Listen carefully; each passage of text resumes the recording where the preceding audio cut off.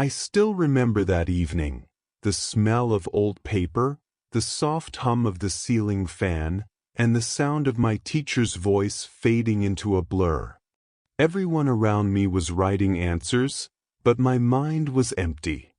I had studied all night, memorized every line, every word, every formula. Yet, when the exam began, it was like someone had erased my memory. I stared at the blank page, and panic crept in like a slow, cold wave. I could almost feel my heart whisper, "You forgot again." That day changed something in me. Not because I failed that test, but because I realized something painful. I wasn't forgetting facts, I was forgetting myself. For years, I thought memory was about how hard you studied, how long you repeated things, or how sharp your brain was. But later, I learned the truth. Memory is not about your brain's power, it's about your emotional connection to what you learn. You don't remember words, you remember feelings. Think about it. You might forget the name of your teacher, but you'll never forget how she made you feel when you were nervous. You might not recall every detail of your childhood, but you'll never forget the warmth of your mother's hands when she held you after a bad day.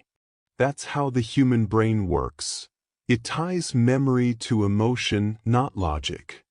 I learned this truth in the most unexpected way, through an old man I met at a small park one afternoon.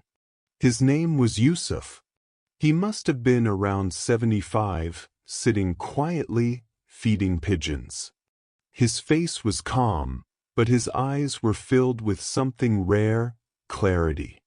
I remember sitting beside him, exhausted from another failed attempt to memorize my college notes. I must have looked frustrated, because he smiled and said, "You look like someone trying to trap butterflies with a net full of holes." I laughed nervously. "I just can't remember anything, sir. No matter how much I study, it just slips away."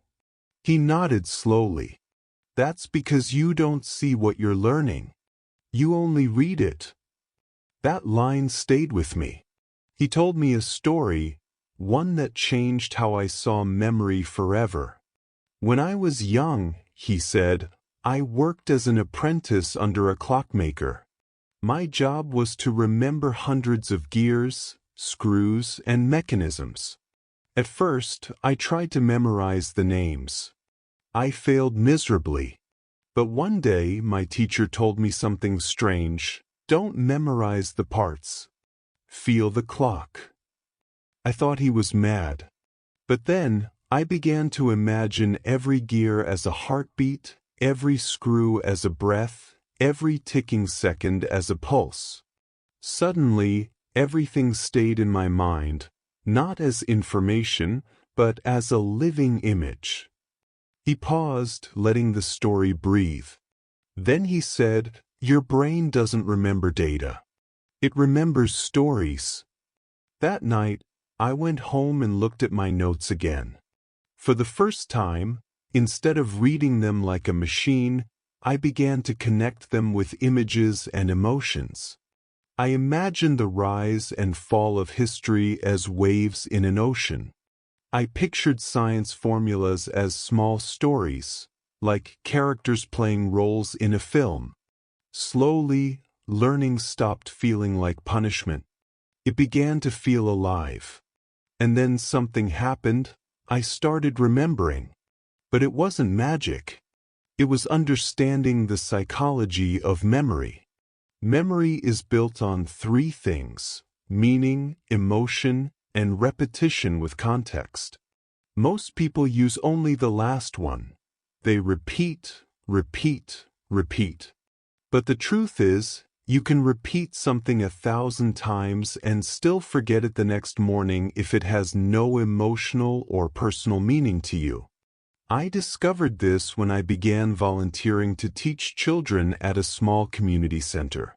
There was one boy, only 10 years old, named Ollie.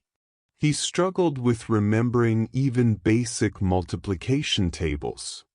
His teacher said he wasn't smart, but I saw something different. One day I asked him what he loved most. He said, "Cricket." His eyes lit up when he spoke about it. So I turned his lessons into a game. I said, "If one player scores 6 runs every ball, how many runs after 3 balls?" Suddenly, he didn't just answer, he remembered. A few weeks later, he was teaching others the same way. His grades improved. But more than that, his confidence returned. That was the moment I realized, memory thrives where joy lives. Still, I wanted to go deeper. I wanted to know why emotion made such a difference. I began reading about how the human brain stores information. The hippocampus, that small, seahorse-shaped part of the brain, plays a huge role in forming memories. But it doesn't work alone. The amygdala, which processes emotions, decides what is worth remembering. That means every time you feel something strong, fear, love, excitement, your brain marks that memory as important. That's why you remember your first heartbreak, but not what you had for lunch last Wednesday. Once I understood that, everything changed. I started using emotion deliberately. If something was boring, I turned it into a small story. If it was abstract, I connected it to something personal. When I had to remember lists, I imagined walking through my home, placing each item in a different room. When I needed to memorize a speech, I imagined standing in front of the person I wanted most to inspire. Slowly, I began to feel like my brain had become a map of memories, connected through stories, colors, emotions. I stopped being afraid of forgetting, because I realized something powerful. Memory isn't a skill you have, it's a world you build. But the real test came years later, when life threw me a challenge that no book could prepare me for. My mother fell ill, slowly, silently. She began forgetting small things. At first, it was just misplaced keys or forgotten names. But over time, it grew worse. She'd forget where she was, what day it was, sometimes even who I was. Watching her memories fade was like watching her soul dissolve, piece by piece. I tried everything: brain exercises, music therapy, old photographs. Some days she'd recognize me. Other days, she'd look at me with eyes full of confusion. But one evening, as I sat beside her bed, she suddenly said something that made my heart stop. She whispered, "I remember the day you learned to ride a bicycle. You fell and you cried. I told you to get up, and you did." I smiled, tears filling my eyes. That moment taught me something no science could explain. Even when everything fades, emotion remains. That's the ultimate truth of memory. We don't remember because our brains are powerful. We remember because our hearts care. Since that day, I began teaching people not just how to memorize facts, but how to connect with them. Whether it was students, professionals, or older adults trying to keep their minds sharp, I told them one thing: don't chase memory. Build meaning. And the results were incredible. People began remembering more, not because they were smarter, but because they felt more. One student told me she used to struggle with remembering English words. I told her to stop memorizing and start feeling them. I said, when you hear the word hope, don't just read it. Close your eyes and remember a moment you felt it. A week later, she came back, smiling, saying, "I don't just remember words now, I live them." That's the secret. To remember everything, you must stop fighting your mind and start feeding your heart. You must turn every lesson, every name, every fact into a small story that means something to you. Because your brain is not a storage box. It's a storyteller. And the more alive your stories are, the longer they stay. When you start living this way, memory becomes effortless. Learning becomes exciting. Life itself starts to feel like a collection of beautiful, unforgettable moments, each one stitched into your heart with invisible threads. And maybe that's what Yusuf, the old man in the park, meant when he said, "You don't see what you're learning, you only read it." Maybe all of us are just trying to remember not what we've read, but who we are. To remember everything, you must first see everything, not just with your eyes, but with your soul. After that conversation with Yusuf, and after witnessing my mother's fading memories, I became obsessed, not with remembering facts, but with understanding what memory truly is. I began noticing small things in people around me, how one person could remember song lyrics from childhood perfectly, yet forget where they kept their phone 5 minutes ago. How another could describe the smell of a place they visited years ago as if they were still standing there. It made me realize that memory isn't just stored in the brain. It's stored in our senses, in the texture of moments we live deeply. One day, I sat at a quiet cafe, notebook open, trying to write down what I had learned so far. A young woman sat across from me, reading a book. After a while, she asked, "What are you writing so seriously about?" I told her, "I'm trying to understand why people forget and how they can remember everything." She smiled softly and said, "Maybe people don't forget. Maybe they just stop noticing." Those words hit me like lightning.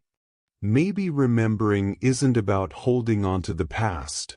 Maybe it's about being present enough to live it fully in the first place. That night, I thought about my own life, how many moments I'd rushed through, how many conversations I'd half heard while scrolling my phone, how many sunsets I'd missed because I was too busy planning tomorrow.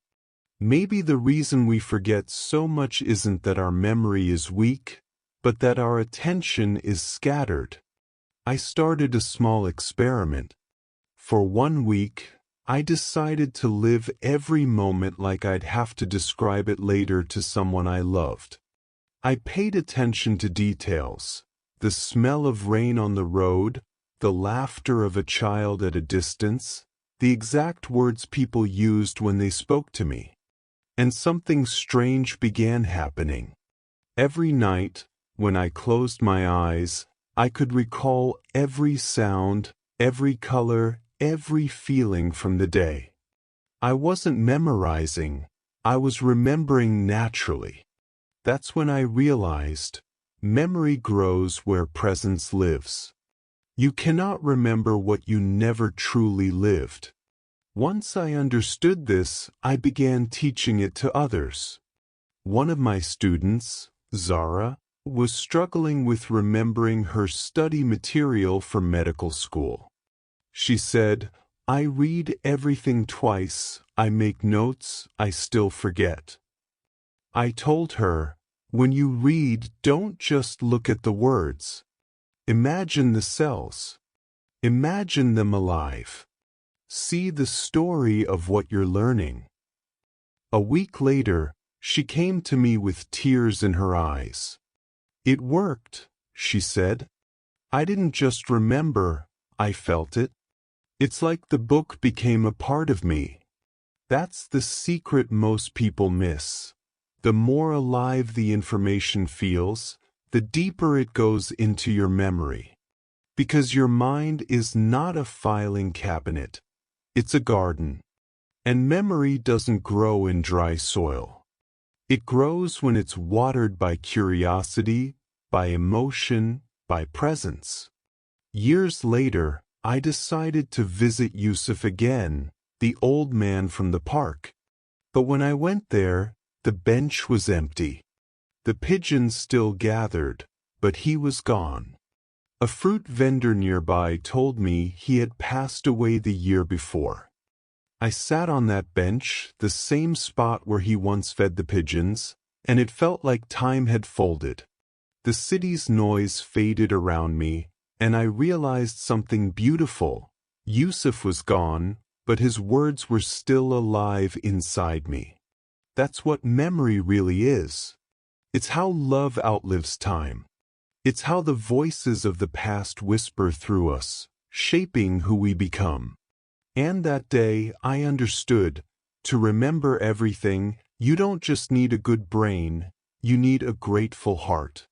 Because gratitude keeps memories alive. When you feel thankful for a moment, your mind marks it as worth keeping. That's why when you're grateful, life slows down. You begin to see things you once ignored, the sound of your father's footsteps coming home, the kindness in a stranger's smile, the comfort of ordinary days. And when you live that way, you don't have to force yourself to remember. Your heart does it for you. So if you truly want to remember everything, start by loving the small things. Love the way light falls on your desk in the morning.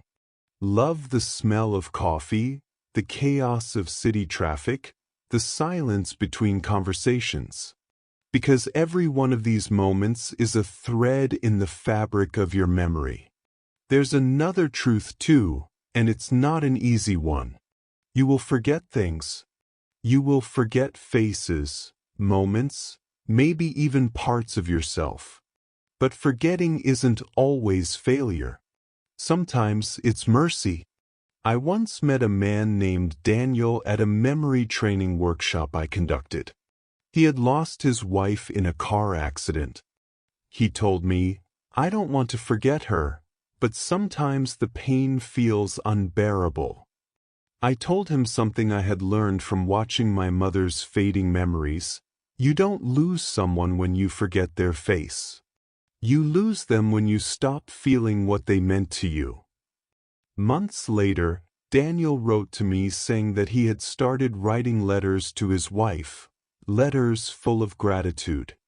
He said, I realized that the more I thank her for what she gave me, the less I fear forgetting her.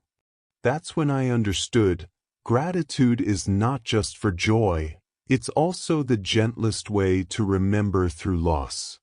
And maybe that's the final key to memory.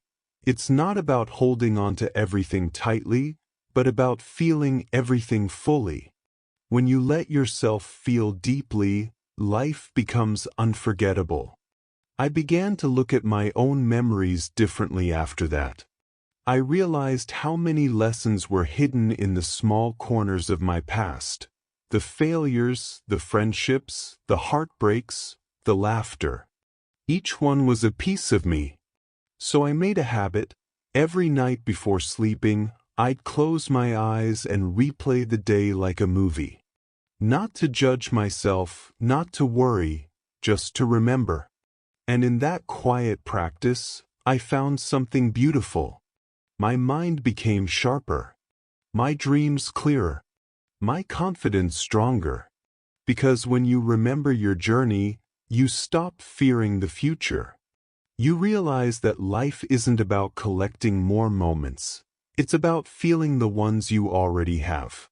And that's when everything started changing, not just for me, but for my students too. One girl, who used to fail repeatedly in language exams, came to me saying, I can't remember words. They vanish. I smiled and asked, tell me your favorite song. She sang it word for word. I asked, "How do you remember that?" She said, "Because I feel it." "Then do the same with English," I told her. "Don't learn the language, feel the language. Connect every word to an emotion, to a story, to a moment." 3 months later, she stood on stage, delivering a fluent speech in English, tears in her eyes, confidence in her voice. She told me afterward, "I didn't just learn the words, I remembered the courage they gave me." That's what this whole journey taught me. Remembering everything is not about storing information. It's about awakening connection. Connection with people, with learning, with life. If you want to strengthen your memory, stop saying, "I need to remember this," and start saying, "I want to feel this." Because what you feel, you never truly forget. Your brain is a storyteller. And every story you live consciously becomes a chapter you'll always carry. When I think about Yusuf now, I don't just remember his words, I remember his calmness, his soft smile, the sound of the pigeons flapping away when he stood up. Those details are etched in me because they were real. I lived that moment. So maybe that's the truth of how to remember everything. You don't collect memories. You create meaning. And if you fill your life with meaning, even time cannot take it away. There's one last thing I want to leave you with. If you truly want to train your memory, start small. Choose one moment today, just one, and live it completely. Look around you. Listen. Smell the air. Feel the texture of what's around you. And then close your eyes and replay it. Do this every day, and you'll notice that remembering becomes effortless. Because you'll no longer be forcing your brain to recall. You'll simply be allowing your heart to recognize what it already knows. Every human being has a perfect memory. It's just buried under noise, distraction, and rush. Silence the noise, and you'll find it again. And when you do, you'll realize something profound, that memory isn't about the past at all. It's about presence. Because the more present you are, the more unforgettable life becomes. I still remember my mother's voice that evening before she forgot again. She held my hand and said, "You know, when you were little, you used to ask me why the moon follows us home. I never had an answer. But now I think I do. Maybe it's because memories, like the moon, never leave. They just hide behind clouds sometimes."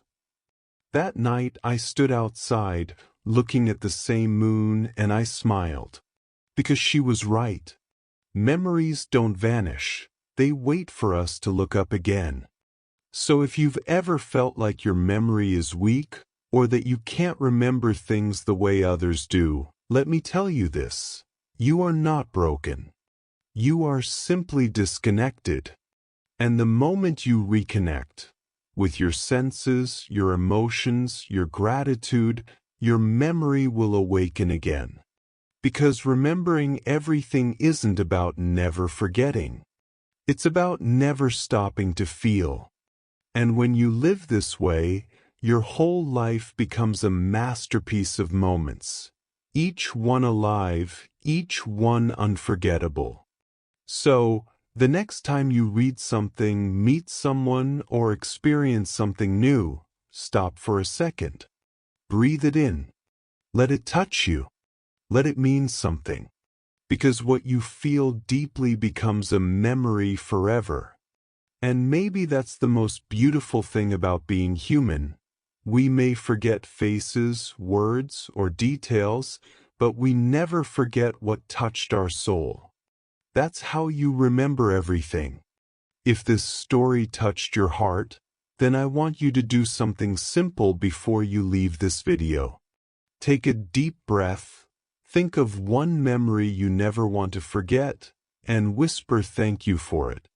And if this story made you see your memories in a new light, Please don't forget to like this video, subscribe to the channel Fluency Stories, and share it with your friends and family, because maybe, just maybe, someone you love needs to hear this today.